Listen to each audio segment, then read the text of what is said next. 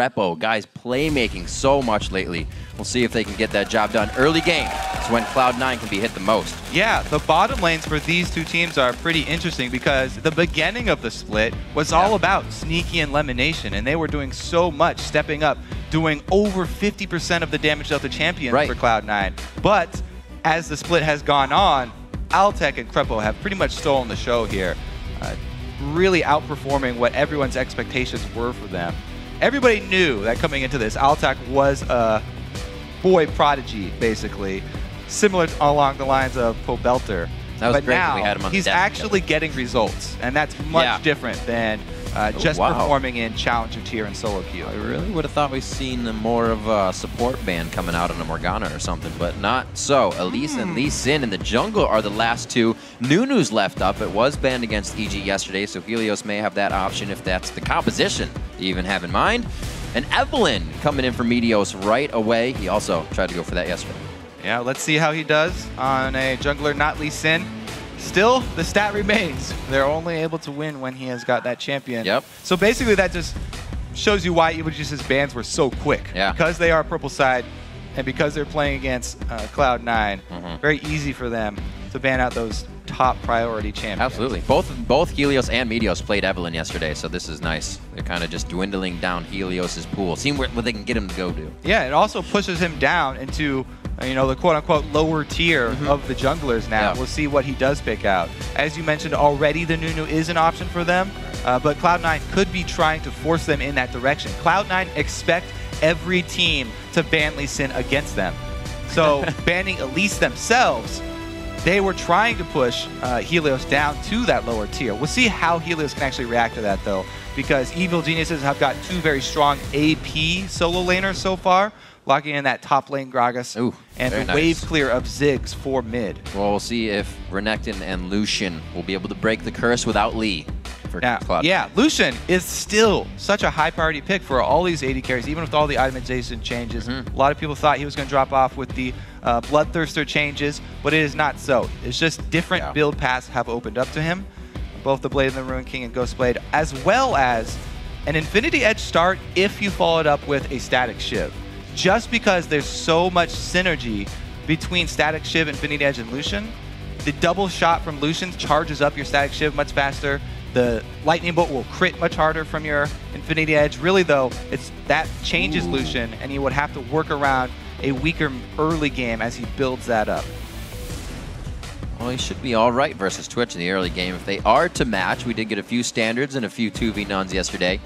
Morgana and Twitch picked up, however. Altec, seemingly, he can just kind of throw anything in there, make it work. We'll see if it's the Twitch. This is probably going to be two AD carries going with the Blade of the Ruin King Ghostblade build path here, and we will see a lot of assassination potential and a lot of good micromanagement in the duels, because this close combat for both of these AD carries will be over very quickly. Morgana plus Twitch, if you land the binding, Twitch is a very offensive AD carry for that bottom lane. Same thing goes for Nami, though. If those bubbles land, then Lucian can easily capitalize on it. So we'll have to see if this Twitch lane actually decides to swap out. It's been a while for Hai on Orianna, and the Nunu will get locked in on the other side. I am really interested in that pick for Hai, though. Both sides, great teams coming out of Champions Select for the first game of the day. Yeah, Orianna all around really safe pick. Very easy for many mid-lane players just to revert to that in dangerous situations. Also, she can answer somewhat the Ziggs wave clear. Both of those guys were hurt by the Athene's changes, but not too bad. We'll see, though, because the top lane is very interesting. This is, again, the top lane Gragas. This pick is actually very good against champions like Renekton, these bruisers, because he does have that health, the percentage health damage, and because the Doran's Blade nerf actually hurt Renekton a lot. He gets way less sustain. Not only does the lifesteal on Doran's Blade return a lot less life, but also Renekton has that multiple hits on his W. So he used to get 15 life back from a Doran's Blade with an empowered W, and now he's got, since lifesteal comes back even after mitigation, it's maybe it's like 6. Poppycock. garbage. Nothing there. These champs are locked in, so let's head over to LOLesports.com and see who you are predicting to win. Right now, you're giving it to Cloud9 with 76%. We'll see if they can make that true to their fans, but you can always change it. Yeah, if you do start to second guess yourself, then you can change it by tweeting the hashtag C9win or EGWin to @LOL Esports. So we'll see how that factors in. The bully in the top lane getting a little bullying himself. So we'll see for Renekton. We still saw some of the Dorans build even into 2 Dorans for Renektons in the top lane, obviously because you're going to need more health. But it was like, wait, I actually just need health now. Yeah, a lot of people also, they're overlooking that it was also hit, the health was reduced and the damage was reduced. So it was just hit all across the board here. We'll see how much these players hit each other up as we jump in here. We're on week 6, day 2, game 1. It's going to be Cloud9 versus EG. We're on to the Rift. We're into the game. Let's get some action going as we start this one off. We even got Duck's hat in the crowd. One thing that will be in favor of the Cloud9 lanes, though, is that their jungler, Evelynn, just basically puts a lot of pressure on the map because she has that invisibility. So every lane has to play a little bit safer until they see her, either through deep wards from Nunu inside the jungle camps or from Meteos actually showing up with a gank. See if Helios can actually get those wards down early enough to keep track of Meteos, because we've seen so many times when Cloud9 have strong early lanes, Meteos gets off to a good start, and there's no time for their opponents to get those deep wards down inside the jungle, and Cloud9 snowball very quickly. That's something we talk about a lot is Meteos, even when they're in the buddy system, getting the CS in the jungle to be strong and make those ganks very effective. Change a bit in the percentage. We see Lemon Nation on Nami this game. He's usually on his Thresh. He will rush that Ruby Sightstone. He's got the spell piece this time, so he's looking for a little gold generation. Yeah, Nami is really, really popular now, not only because of the crowd control that she brings, but sustained supports are extremely important. Again, due to that Doran's Blade change, the lane down bottom that has healing support often will come out way ahead in the laning phase. We even saw Sona coming in from that actually, yesterday. Just that right there is enough to key Evil Geniuses to go for a swap here. They don't want a chance Altec getting hit by a bubble and Krepo not being able to react in time with a Black Shield. This Twitch and Morgana lane has a lot of potential, but it's fairly flimsy. If they make one mistake versus a Lucian Nami, it would be really, really difficult for them to come back. There's just too much to stay in there. Now, let's see how well Helios can control the jungle buffs. There is, as well, that increased money for Dragon, and Nunu definitely shines above a lot of other junglers at taking the early Dragons. Keep an eye on that CS as well. We just talked about a little bit. Ward's going down. You'll start a little farming in laning phase. Yeah, the double farming here, as you expected. Both Gragas and Renekton are fairly strong at the early farming here. This preemptive ward by Evil Geniuses for that dragon as well. So if Cloud9 decide to try and take that one because they have AD carry and support down bottom, Helios and Inox will decide to show up there, maybe get a roam from Krepo as well. It's very dangerous to stop those without vision, as we've seen many teams dying in their attempts to stop those early dragons. See how Evil Genius can actually pull it off, because they were one of the first teams to do it. Yeah, yesterday in their 2v-none, EG had actually Krepo roaming already, and he then went into the top laner's lane with Inox and was hanging out with him. So we'll see how they decide to trade it up today. Yeah, you can really time out the early moves now from a lot of these teams, just based on where they're lane swapping. 3 minutes coming up here, so they probably want to start heading down towards the dragon area. When their ward fizzles out down there, about to run out, then they'll probably either want to go replace it or at least have people in the vicinity on the bottom side of the map to stop that early dragon, because we've seen so many teams talk about how you can't let dragon control slip away from you nowadays. That will snowball the early game so hard with the increased gold that teams are really, really putting a high priority on that objective. Slow moving, just per camp to camp. It does seem like Meteos is getting more of that farm, so he can be bigger for himself. Doesn't look like they're going to get much out of the bottom lane. They've got everybody here for the dragon, and the ward just now fizzles out. Really, really strong timing from Cloud9 here. The support from EG just backs to the base. So it looks like this will be a dragon for Cloud9. How well can they juggle the dragon aggro? Right now they're at a B-, I'd say. Taking a lot of hits. It's getting better. Inox comes to check. They're doing some extracurricular work here. Oh, nope. That's a mark. Damage. Trying to put in a little bit of harass. Sneaky called up. See, it's a game of seconds here. Cloud9, they move in right when the ward disappears. So Evil Geniuses didn't feel that pressure to run down as quickly. And don't get that early dragon. Good early lead for Cloud9. Let's see what they do with it, because in the past, when Cloud9 were in top form, it was all about the early leads and that vision control. And we'll see if Crepo can get a nice ward out. Actually, it's going to be a close ward since they already have one at Dragon. I'm sure Lemon remembers yesterday when he went to ward was actually a point in time when they started to lose control of the bottom lane, so he's been more careful in his play today as well. Something else to note, now that we are looking at Inox down here, because Evil Geniuses are running with a Nunu in the jungle, they didn't have to give as many last hits over to Nunu, because Nunu can do just fine on a lower income. And they were able to give a bit more money to Inox than Cloud9 gave over to Balls. So we'll see if this discrepancy between the junglers, when they're able to complete their items, actually manifests itself in any sort of power struggle between Meteos and Helios. This makes an interesting lane now for Altec. Ooh, Altec has a hard time because Twitch's invisibility takes a long time now. Pink Ward goes down, but he's got the move speed. Doesn't matter if you can see him if you can't catch him. Helios just on the backside. Getting out. Meteos' flash. They should be all right here. Ball's just taking an extra bit of damage, but they make sure that they will be in the back pocket of Altec, so he gets an easy laning phase into that fight phase again where he racks up the kills. 46 to 47, 80 carries are close, mids are completely even. Really just a disparity in the jungle as Crepo might be taking a bit too much, can't get the passive shots off the piercing light. He's forced out of lane. Yeah, that's what happens when you shake up these duo lanes. Technically, Evil Geniuses have two people down here, but the range is definitely going in advantage of Cloud9, as well as the sustain. A lot of harass down to Crepo, force him back before he can actually complete either his Sightstone or upgrade his gold generation. So pretty good job there by Cloud9, forcing him to back at an inopportune moment. Whereas Inox tries to rely on his passive to regain health.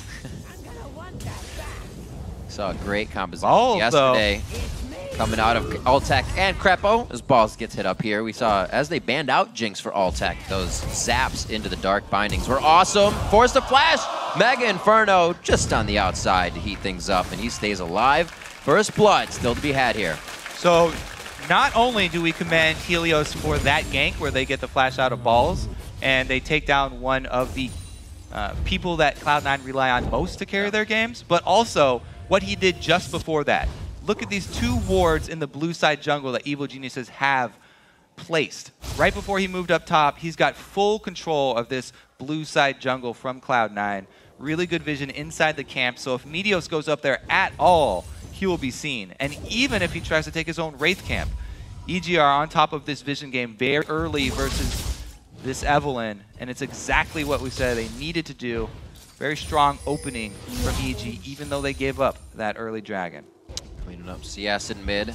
Still a slight gold lead, but nothing really to be had there, Kobe. Everybody's still just leveling in lane, getting those priority items up. Sneaky does go for a BF first to start it off. We got Altec going for the Blade of the Rune King. All right, so with all these wards for Cloud9, Meteos, he hates wards inside his own jungle. Especially when you're up. Buys a pink ward himself to clear it out. Let's see if Helios on the other side will actually sweep out the Cloud9 wards, because Cloud9 have their own deep wards inside EG's blue side. Helios does not decide to use his sweeper though, so they will have Cloud9 will have the timer on that third blue when it does pop back up. Nothing contested this time, but like you said, up into the next, a little bit of damage traded back and forth. Not having range in this lane is kind of affecting the fact of EG's trades, but they should be okay. Lemon Nation just trying to zone, and it's not too bad overall between those top laners, 45 to 42. Yeah, and speaking of top lane, both junglers kind of hovering around that area. Even though Meteos cleared out the wards, Yeah. EG know this was the area of the map he was last sighted in, and you can extrapolate how long will it take Midos to get to the other side of the map. So he's probably still up on this top side, unless he's taking a long journey down there. And so he doesn't necessarily go to the lane, but he hovers around this top side of the map, Helios, waiting just in case there's a counter gank opportunity for him here. Sneaks right into that bush. Perfect timing by Helios. You don't say. Counter gank, walks out, there's nothing else to stun him up, gets a full absolute zero down, will be able to lock down the Ice Blast. One more. Ball should be going down in this one as well. The Dominus already ticking. Will it be there for the shot? A little early from Pobelter. He didn't expect so much slow to be coming from his own team. Yeah, the slow with red buff plus Twitch plus Nunu is ridiculous.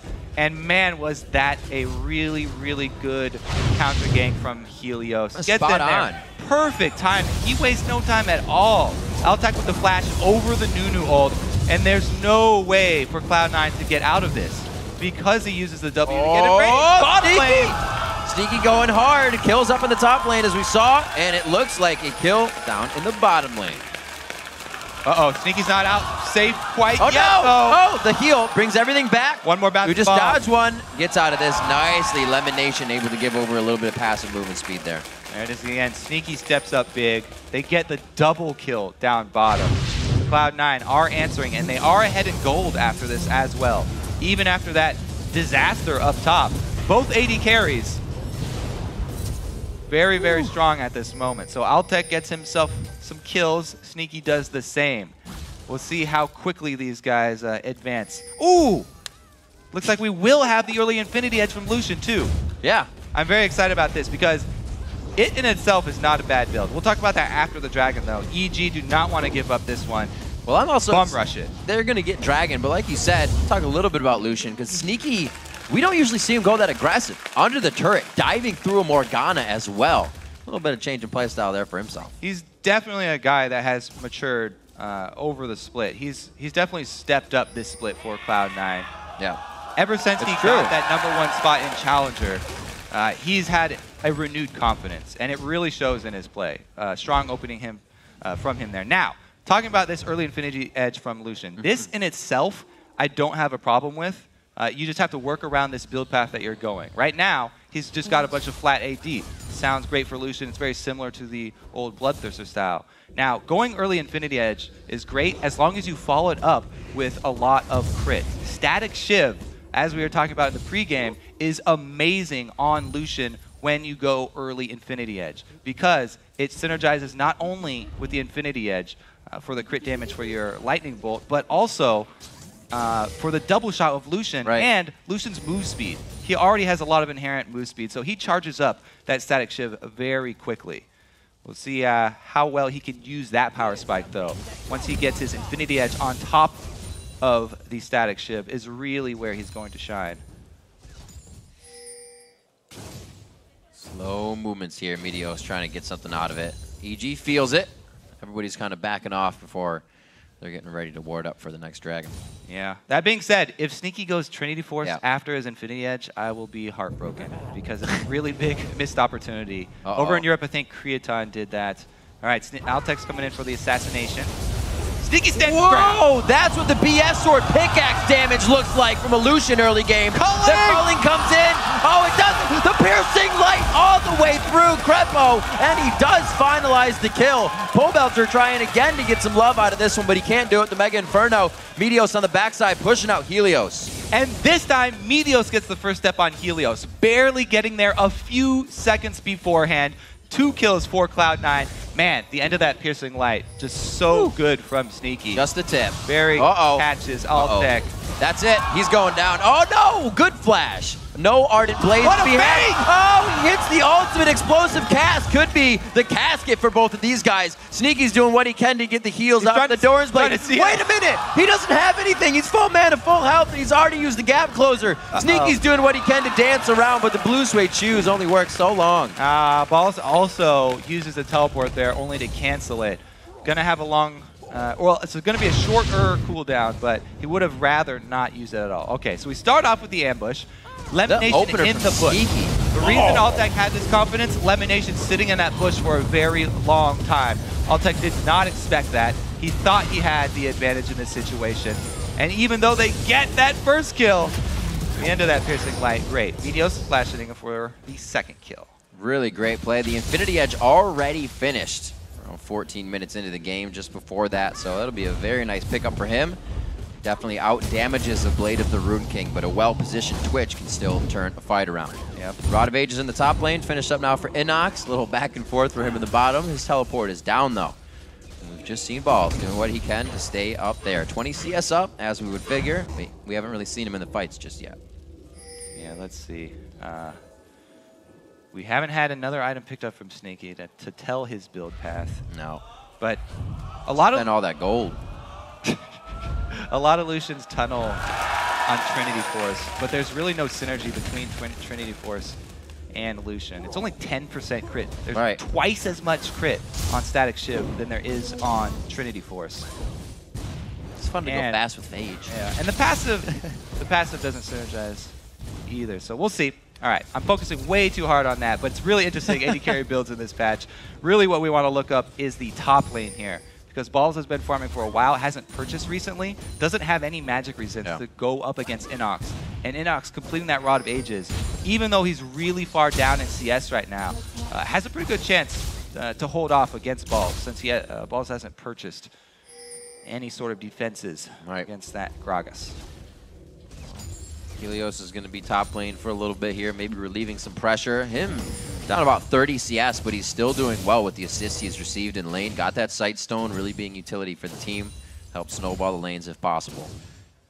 Sneaky still farming up. 123 to just 120s for both of the AD carries. Something to watch as we get into this game. Altec finally getting out of the laning phase. We're going to see if he starts racking up as many kills as you. Last time he went for one of these assassination attempts, it backfired. And this time, Cloud9 had almost set up the perfect counter once again. Lemon, though, now he might get caught. Altec decides to run away.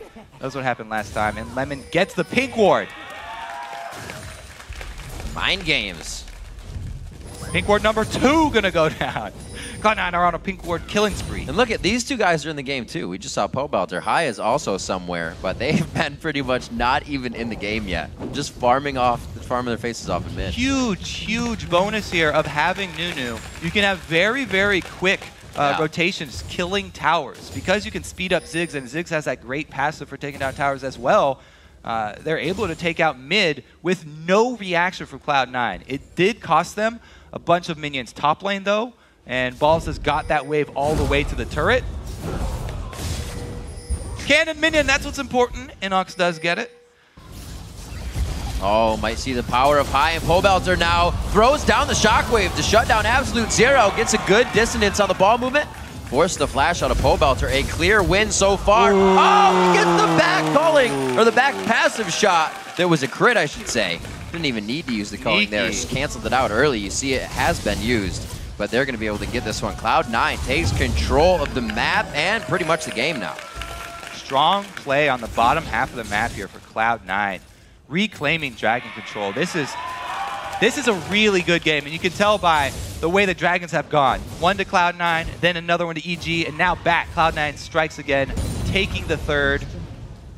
Closely contested between both these teams, even though... I thought a Dragon fight would have been EG's with all the area of effect they have, but it's the opportunity that they take. Yes, they have the same amount of people down here, but Sneaky does such a good job of kiting 2 members that the other top side of the Dragon River for Cloud9 definitely goes in their favor, and they're able to capitalize, taking out the jungler, which ensures the pickup. He bought a second item, Kobe. He's got a Zeal now. Yeah, that could still go either way. So still could be heartbreaking. But I'm 95% sure it'll be a static Shiv. Ooh. Just because it works so well. That 5% is going to haunt you forever. Seeing Pobelter doing quite well in mid, but kind of shut down in that last fight. Forced out of the flash. High going a bit more aggressive in his playstyle, was really able to take control. See now EG wants a little bit of the map back. They know this area is free since Dragon has gone down, so they're taking what time they can to clear out what they know is safe. Maybe get a kill out of this in the bottom lane. Yeah, Meteos already hovering. They're coming down to try and defend this, though. Well, never mind. Turret's already dead. They're just coming down to stop the push. Inox up top. Let's see what he can do. He's working well with that 40-odd CS discrepancy right now. Trying to hold his own. Got some armor in there as well. He will be building the bruiser-oriented Gragas.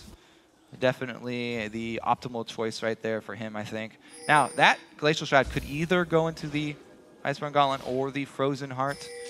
Probably will go with the Iceborne this time around because attack speed, not that big of a deal for Cloud9. You know, maybe if they had like the Jax or Kale or more attack speed oriented AD carry, then he might go that route.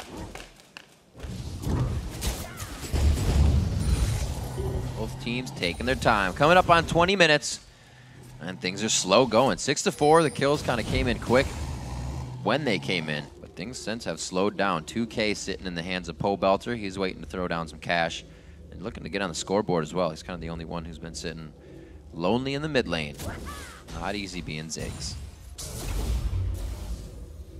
Yeah, let's see how they can manipulate this, because bottom tower being down for Cloud9. Yes, it means that they can try and exert more control with this strong Lucian that they have, who's almost able to complete his static shift.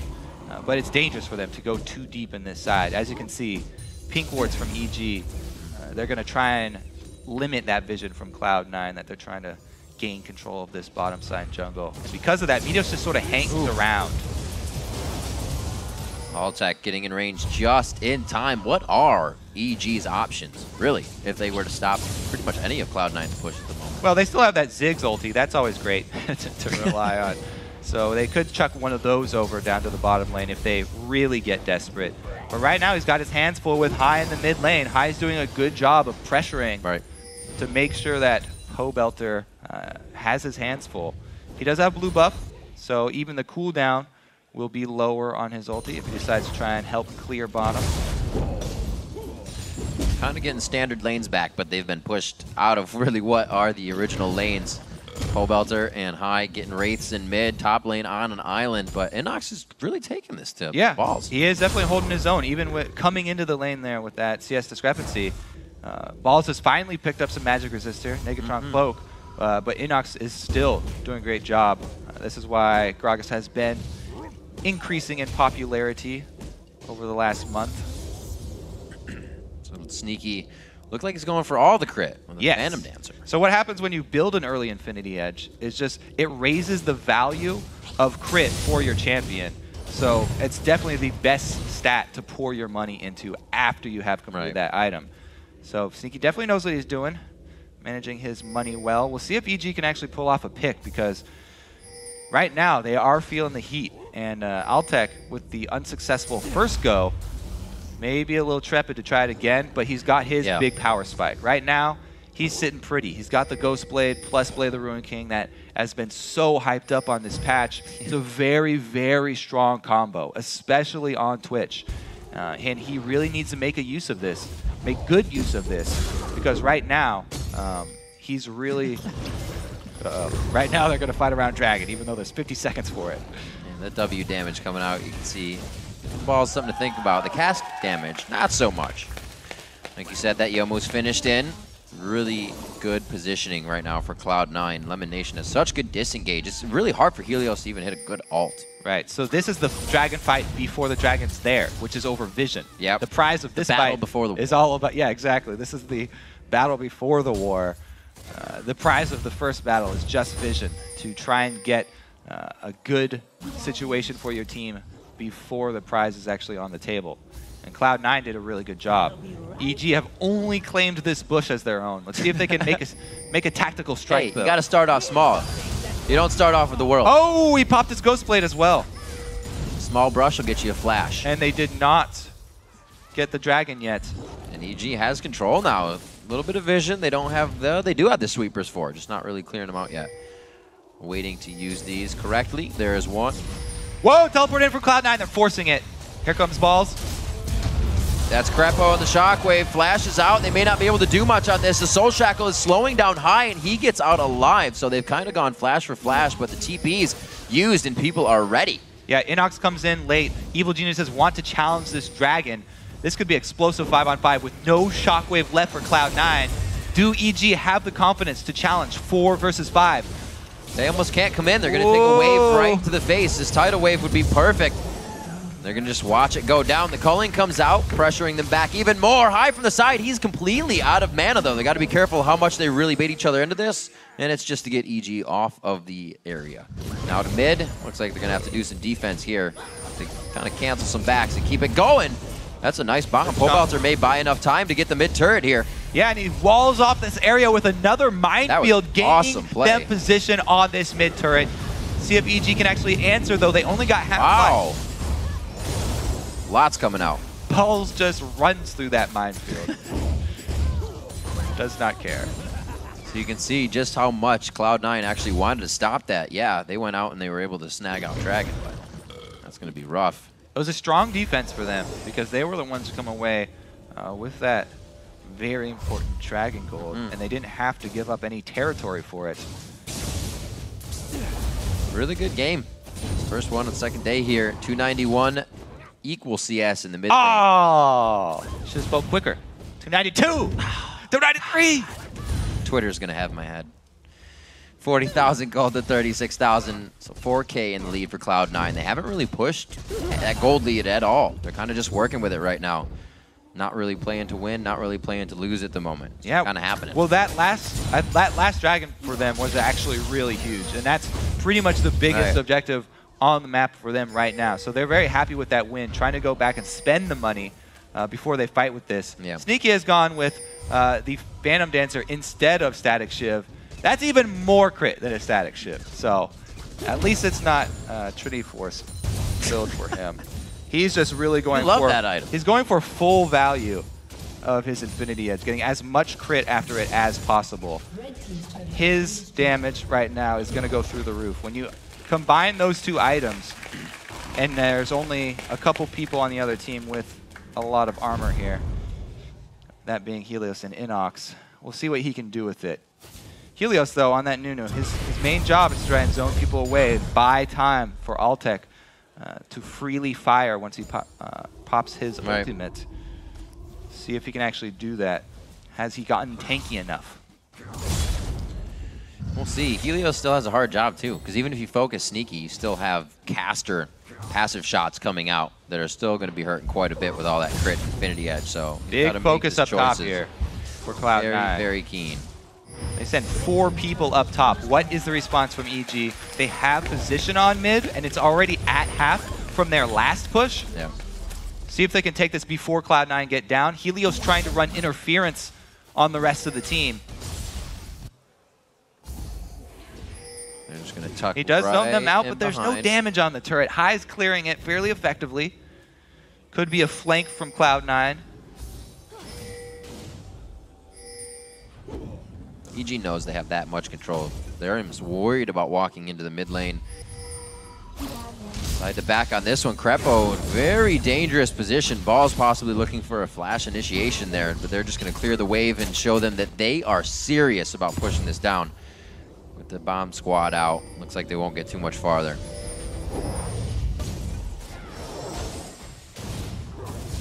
Taking over Vision slowly. Definitely dominating, yeah. For Cloud9. Starting to turn things on. They've claimed red side jungle here. Let's see if Altec gets bit.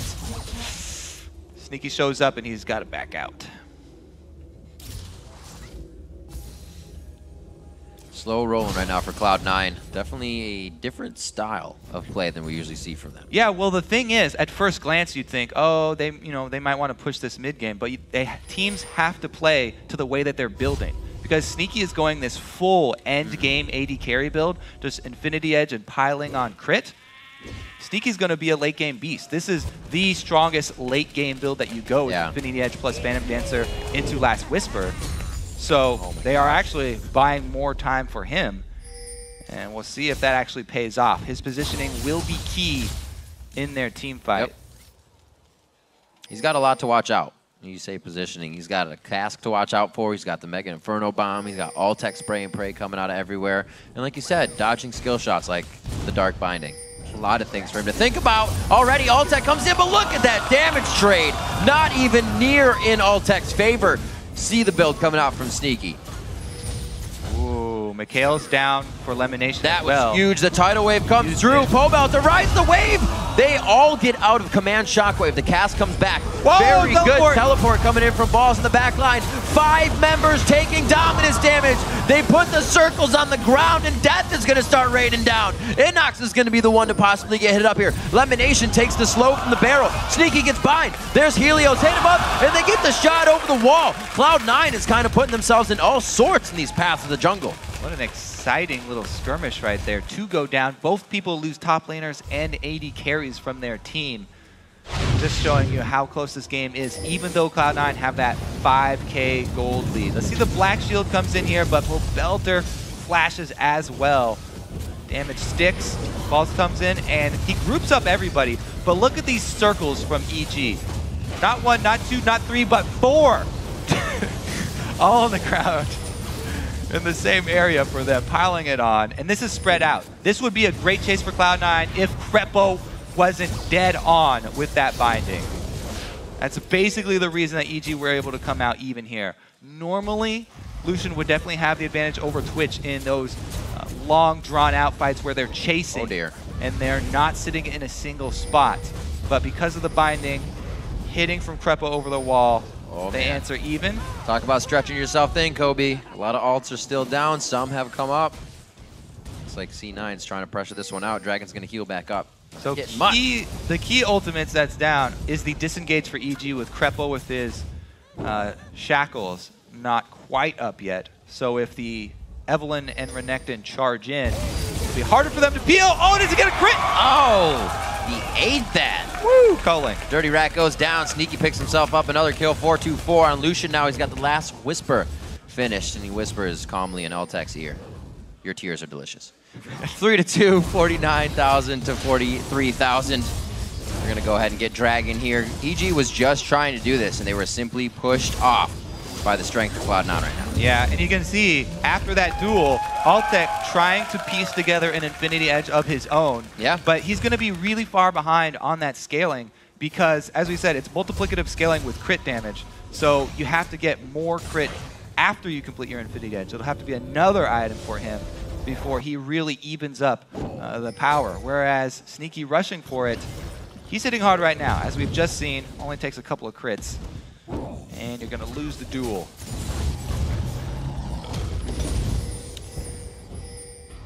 Gotta revert. Oh no! Crepo Helios again. Getting caught out, gets the dark binding. You heard it happen. Helios throws down the absolute zero. And now he's caught. And this could be bad. Flashes the bubble, and nice cast blows everybody really in and out of range, getting them all discombobulated over the wall with the body slam. And great disengage from Evil Geniuses once again. And this time around, some good maneuvering from Sneaky. Doesn't get hit and caught out. That could have been even worse for Cloud9, but he was able to avoid it this time around. Great job of EG, using that vision to their advantage. And Crepo strikes again to another binding hitting.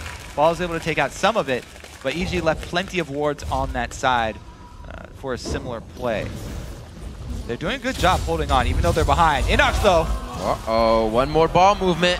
And it's actually not going to be anything that gets in the kill. Inox with that blue buff gets himself to body slam safety. So they're running 2 blues right now on the guys that can spit out some good damage. Even though Inox's barrels aren't, he's going to be coming in with that frozen gauntlet. It's going to hurt face. Yeah, Inox is bringing a lot of utility to these fights.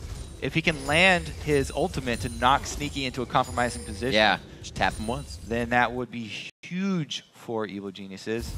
Both teams relying a lot on their AD carries right now. Slow ward clears for the Baron Samba to be coming up soon. Still got a few more sweepers to be used out. High is approaching the area as well as they feel sufficient enough in that ward clear as they set up their own light bright of security. We see Randuin's coming out for Cloud9, 1 on Meteos, 1 on Balls. It's actually helped them to get in and out of these fights. Right now with the disengage on EG, you kind of see Cloud9 scraping at everything, trying to catch up on these. And EG's been able to kite the fight perfectly. Now over to Baron once again. He's going to start grabbing their vision. It's an interesting split here from EG because Inox has his teleport already available going down bottom to pressure the turret, while the team tries to clear out vision around Baron. They're just trying to buy time to gain advantage because they had the earlier teleport available. Balls is trying to go respawn right now because his just came up, but it's going to take him a while to walk. Let's see if this mid push pays off. Ziggs bomb a little bit early. He only got the melee line. See how this do-si-do goes in the bottom lane. Sneaky takes a big hit from a Q just coming out of the hands of Pobelter. We saw him use the Mega Inferno Bomb, so they don't really have any huge fight control coming in on this one. 35 minutes into the game, the last time these two teams played, it was a 38-43 victory for EG. So it looks like we're going to be going a little longer on this one. Who's got the strength to do so? And who can protect their AD carry? Yeah. For Cloud9, they have the Mikhail's advantage. But for EG, they have that black shield, so Krepo can just throw it on first. And then Krepo has gone, ooh! A couple more hits here. Only Sneaky's gonna do it. It actually looks like he's going, either that's Merc or Bloodthirster next. He's gonna still try to get some damage out. Inox, you can see the power of this Gragas with the percentage health damage against a full tank Renekton. Yeah. Inox is just bullying him out of this bottom lane in the 1v1. Well, we saw Ackerman using it yesterday, and it was still effective in the team fights. But now, once you get ahead with that Gragas, you can be effective in the 1v1s as well. Yeah, it's really difficult for Balls, because Balls is also, he has to build a lot of armor for the team fight phase, so he can't build specifically to fight Inox in this split push. He's building for the team, trying to get more armor so they can deal with Twitch, because that's really what matters in this game. If they can't fight the team fights versus Evil Geniuses because Twitch is too strong, then they will lose the game. Just gotta say, mid lane is on an amazing farm clip this game. 35 minutes in, both have just hit 400. Getting very big, 5 items to come soon. And the 6th maybe after that, if we have a long enough game. The question is Inox powerful enough to actually chase Balls down?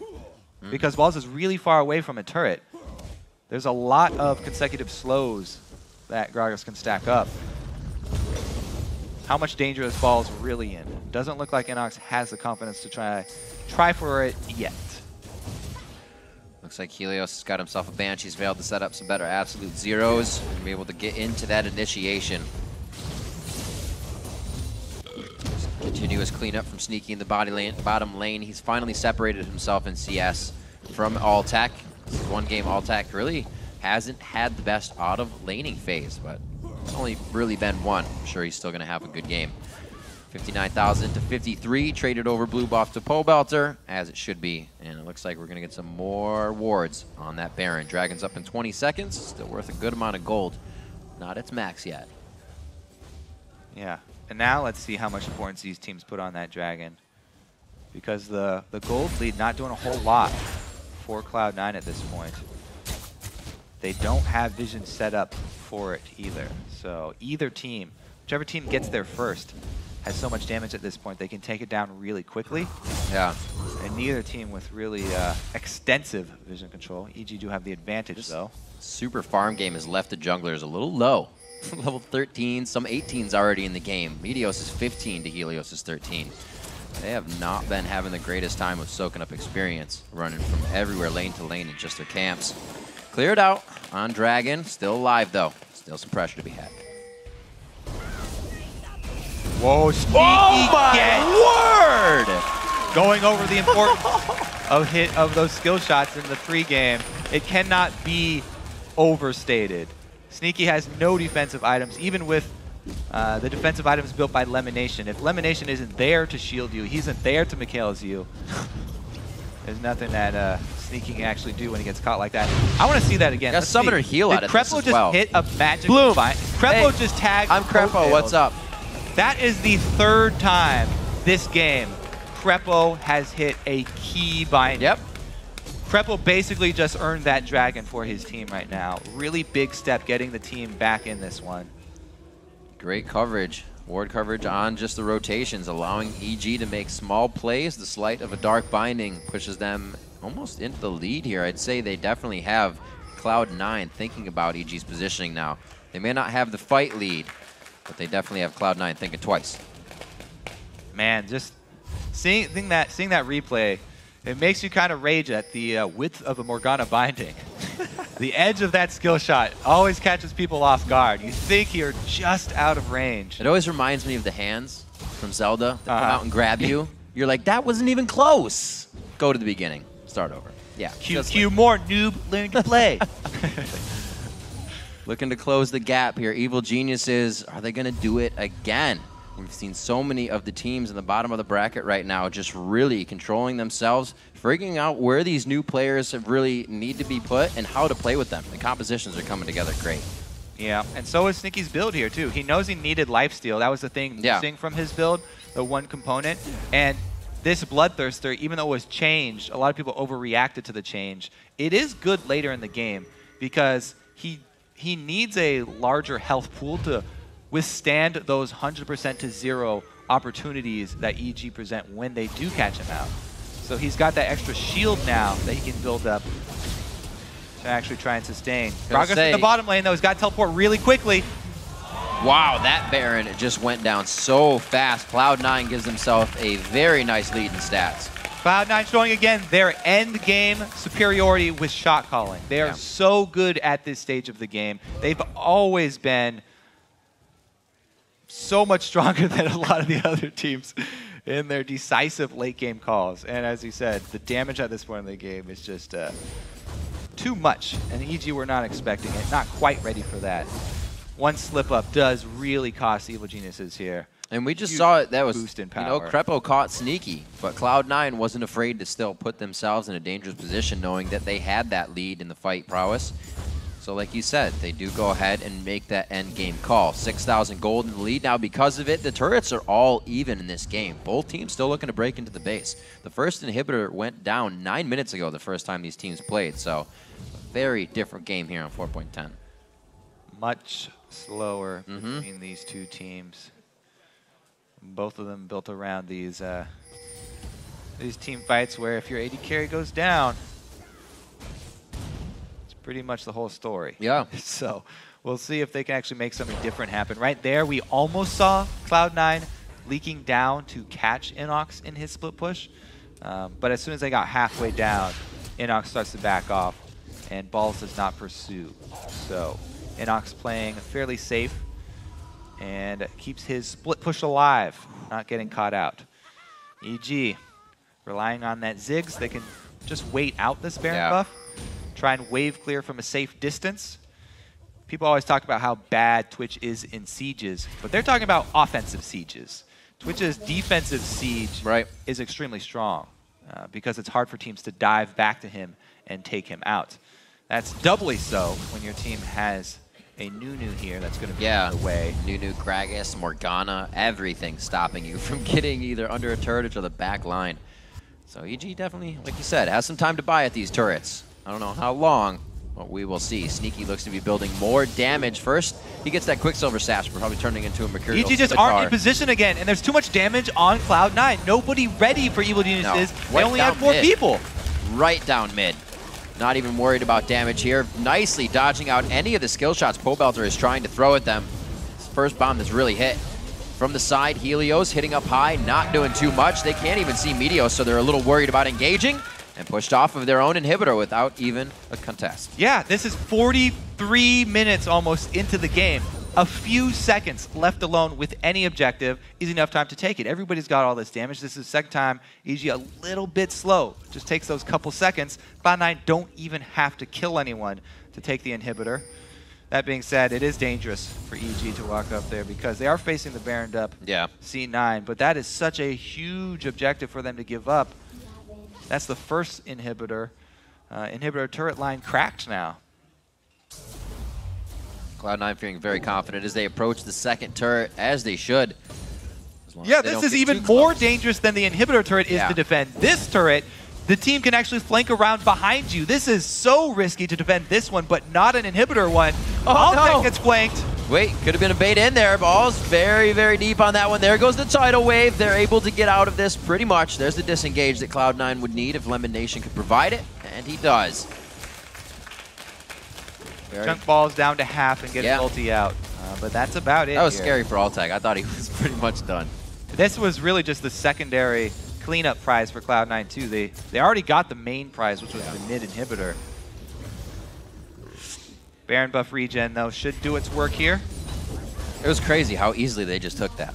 Figured EG would be the strongest at their base, but like you said, out of position is enough time. Still not really even doing much to defend this one. Cannot get close enough. You're going to catch a Dark Binding. So what they're worried about, bubble, I should say. Cloud9 are worried as well about the Dark Bindings and the Inox ulti to follow that up. If Krepo lands another one of those, then Inox can make you really pay for it by knocking you even closer to the rest of his team.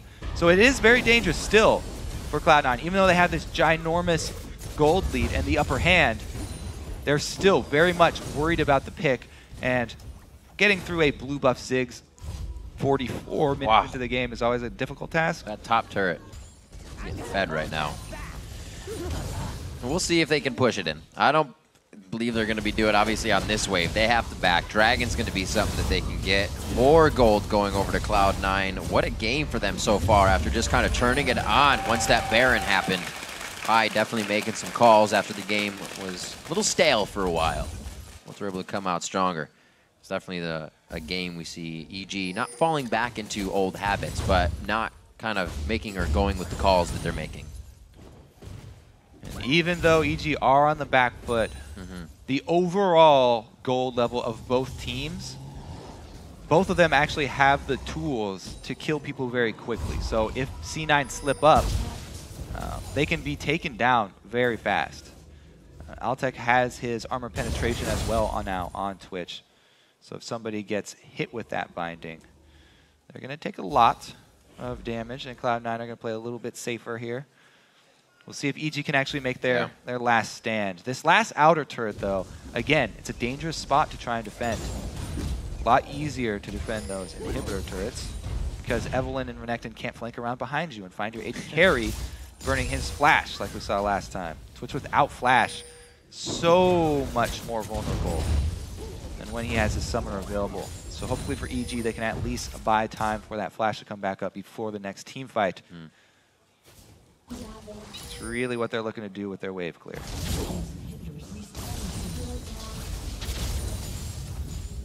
Cloud9 just peppering the front door right now. Baron, 35 seconds. Really wouldn't even be something that they would necessarily need to pressure. But with the amount of siege clear, or siege protect, I should say, EG is just holding them off. This inhibitor will be nice. If they can get a good fight here, it's going to be the bottom inhibitor as well, and then they'll go straight up. Straight up to that Baron. Oh, very close. Doesn't want to quickly stun out Helios. Be able to get a nice absolute zero off, so they play this one out very slow. They've already made it into the base. EG's given them this room. They really can't fight with them. Yeah, this is why that first inhibitor turret was such a big deal. Right. Because the exposed inhibitors are relatively easy for Cloud9 to take. It's the turret defense that they're worried about. Keep going. Now that Baron is up, we'll see how well they can actually bait Evil Geniuses and control this vision. Very smart by Altec, has already picked up that scrying orb, so Evil Geniuses will have one shot where they can get vision of this Baron pit. But man, as we said, a couple seconds alone with an objective is enough at this stage, and so late into the game. Even if you're to throw the ult in, you have the Banshee's Veil's already out. It's going to be going over to Meteos. Very nice smite onto Baron. Lucian, that's sneaky, coming up with a kill onto Helios. And here comes the chase. They are in pursuit of EG off of the Baron pit. Dissonance to High. I don't believe enough to catch Altec. He gets him in the ulti, just on the outside. Altec giving up red buff over to High. The flash command Shockwave is in range. And it looks like they're going to be slowed down just a bit, but it's not going to stop them from heading for the Nexus. That's probably the nail in the coffin here for Evil Geniuses. Good pickup by Cloud9. Able to rush down the Baron. Helios tried to flash in there to get it, but not enough. Cloud9 staying in control for most of the game. Very nicely played. 80,000 to 68 in the end as we get a few more kills over to Altec and Krepo. They're going to be taking down the last Nexus turret, and it is 12-8. Your overall final score in the game as they keep going back and forth. The Nexus goes down at 48 minutes. Cloud9 takes down Evil Geniuses. Congratulations to Cloud9, a much-needed win against one of the bottom teams. They're already 0-2 against Complexity. They didn't want to make that 0-2 versus Evil Geniuses as well. That would have been another devastating for them. 3 in a row loss. I would say another. They've only lost 2 games in a row. Once before, they were on that clip again. But Cloud9 They stopped the bleeding. Were able to get it back on course. Very nicely done throughout picks and bans. Sneaky elimination coming up big once again for Cloud9. Like we said, back in the day, it was the Ashe Zyra, then a few more. They still hold some of the most damage done to champions on that team of Cloud9. Pulls out the Lucian Infinity Edge build today, and it seemed to work. Yeah, Sneaky going full late game build for the carry here. Even topped it off with the Mercurial Scimitar again. Right at the end. Well, after getting caught and zeroed out in mid lane. You gotta figure. Yeah, even though they lost, you gotta give props to Crepo. Oh my gosh, these bindings. 2 days in a row, those bindings have been game changing. A lot of teams and regions all across the world have been banning out Morgana. Yep. In many, many games. So you see why here. It can be game changing. Thanks, guys. Of course, I'm with Sneaky, who did a lot of damage that game. Talk to me a little bit about your 80 carry build choice on Lucian there. Well, I actually had a lot of gold when I backed. I had about 2,000, so I was able to build BF Sword, which was the initial part. If I didn't have enough for BF Sword, I'd probably go Bork instead. And Infinity Edge is insane damage, and you can actually afford it early. All right, and also kind of the game overall, it was a very long, drawn-out game where you guys had the gold lead but couldn't quite find opportunities. What was the communication like, knowing you guys have been struggling recently to try and close out this game? Well, we knew we couldn't push very well against Ziggs because he's such a good defender. So we had to make a lot of picks around Dragon and Baron, and we ended up getting some weird fights all over the place. And then they went to their blue buff, and we actually pushed down their tier 3 mid, which opened up a huge opportunity for us to take over the game. Yeah, and having previously lost to Evil Geniuses, what was the difference really this time around that allowed you guys to come out on top? I don't really remember what happened last time, but I think this time we played a lot better than we usually have been. So that's basically it, just playing better. Yeah, I mean, you guys have had a really rough split. You're one loss away from equaling your loss totals from your previous 2 splits, yet you seem to bounce back very well, especially from disappointing defeats. What did you guys do yesterday after the Complexity loss? I think we talked a lot about what went wrong in the game and what specifically we were trying to do with our comp that we just weren't doing in the game. So we went into this game thinking about exactly what we need to do, and we executed it.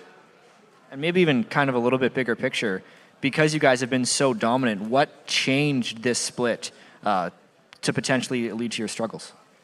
I honestly don't know what's been going on to make us lose more, but I know every other team is getting a lot stronger. And that was supposed to happen last split too, but it's actually happening this split. Maybe final question. Dignitas is currently sitting in the top spot. How do you guys find a way to take them down? Do we play them next week? Do you know? I'll have to get back to you on that one sometime later. You have LMQ next week as your biggest opponent.